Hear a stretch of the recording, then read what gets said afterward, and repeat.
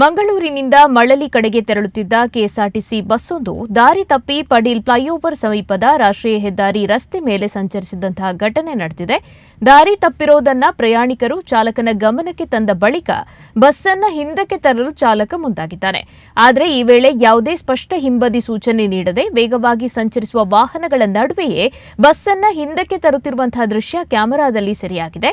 ಈ ನಿರ್ಲಕ್ಷ್ಯತನದಿಂದ ಬಸ್ಸಿನೊಳಗಿರುವ ಪ್ರಯಾಣಿಕರಷ್ಟೇ ಅಲ್ಲ, ರಸ್ತೆಯಲ್ಲಿ ಸಂಚರಿಸ್ತಾ ಇರುವಂತಹ ಇತರ ವಾಹನ ಸವಾರರ ಜೀವಕ್ಕೂ ಅಪಾಯ ಎದುರಾಗುವ ಸಂಭವ ಇತ್ತು. ರಾಷ್ಟ್ರೀಯ ಹೆದ್ದಾರಿಯಲ್ಲಿ ಬಸ್ಸನ್ನ ಹಿಂದಕ್ಕೆ ಚಲಾಯಿಸುವಾಗ ಅಗತ್ಯ ಮುನ್ನೆಚ್ಚರಿಕೆ ವಹಿಸಬೇಕಾಗುತ್ತೆ. ಆದರೆ ಈ ದೃಶ್ಯದಲ್ಲಿ ಚಾಲಕನ ಕ್ರಮ ಎಷ್ಟರ ಮಟ್ಟಿಗೆ ಸುರಕ್ಷಿತವಾಗಿತ್ತು ಅನ್ನುವಂತಹ ಪ್ರಶ್ನೆ ಇದೀಗ ಸಾರ್ವಜನಿಕ ವಲಯದಲ್ಲಿ ಮೂಡಿದೆ.